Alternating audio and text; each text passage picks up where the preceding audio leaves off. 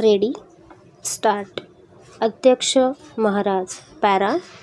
जलसंवर्धन आणि पिण्याचा पुरवठा यासंबंधी जी समिती नेमण्यात आली होती ती एक अत्यंत चांगली समिती होती. शासनाने त्याबाबतीत योग्य निर्णय घेतला होता. परंतु या समितीने प्रत्यक्षात शासनाला कोणत्या सूचना केल्या? या समितीच्या बैठका तरी झालेल्या आहेत काय?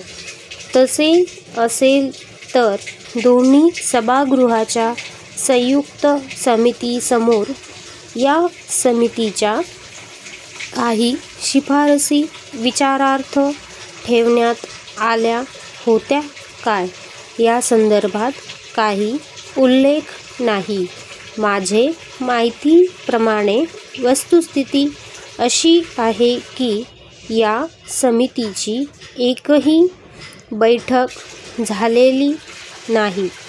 त्या जलसंवर्धन समितीची एकही बैठक झाली नाही हे राज्यातील एक शोकांतिका आहे.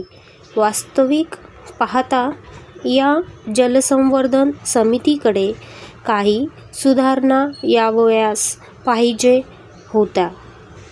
काही सूचना आल्या होत्या काय या संबंधाने मंत्री महोदयांनी आपल्या उत्तराच्या भाषणात निवेदन करावे. शासनाने या संदर्भात जिल्हा समिती नेमण्याचे ठरविले आहे. ही समिती या विधेयकान्वये करण्यात येणार आहे. पॅरा. अध्यक्ष महोदय. ग्रामपंचायती, पंचायत समित्या आणि जिल्हा परिषदा यांमध्ये आपण महिलांना 30% आरक्षण ठेवलेले आहे. मी शासनाला असे विचारू इच्छितो की पिण्याच्या पाण्याचा प्रश्न हा जास्तीत जास्त करून महिलांना भेडसावत असतो. महिला समोरच हा प्रश्न उपस्थित होत असतो. मग या महिला शहरातील असोत वा डोंगर वस्तीत राहणाऱ्या असोत, पाण्याचा प्रश्न हा त्यांना जवळचा असतो. परंतु शासनाने जलसंवर्धनाच्या संबंधात जी समिती निर्माण करण्याचे ठरविले आहे त्यात एकही महिलेचा अंतर्भाव नाही. महिलांचा त्यात उल्लेखही नाही.